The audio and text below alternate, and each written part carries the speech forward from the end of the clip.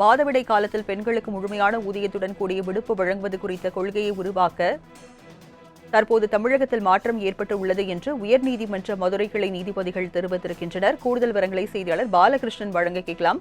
பாலகிருஷ்ணன், இந்த வழக்கு தொடர்பான விவரங்களை பதிவு பண்ணுங்க. நீதிமன்றம் என்ன உத்தரவு பிறப்பித்திருக்கிறது? ஹலோ,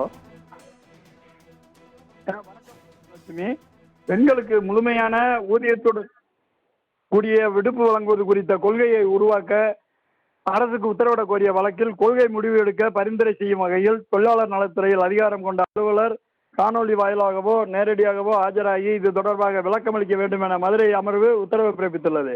மதுரை கோமதிபுரத்தைச் சேர்ந்த நர்மதா மதுரை அமர்வில் பெண்கள் நலனை கருத்தில் கொண்டு முழுமையான ஊதியத்துடன் கூடிய விடுப்பு வழங்குவது குறித்த கொள்கையை அரசு உருவாக்க உத்தரவிட கோரி வழக்கு ஒன்றினை தாக்கல் செய்திருந்தார்.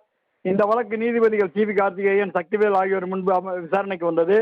நீதிபதிகள் கொள்கை முடிவே இல்லை என்னும் போது அதனை உருவாக்குவது அவசியம், முக்கியமற்றது போன்ற தோன்றலாம்.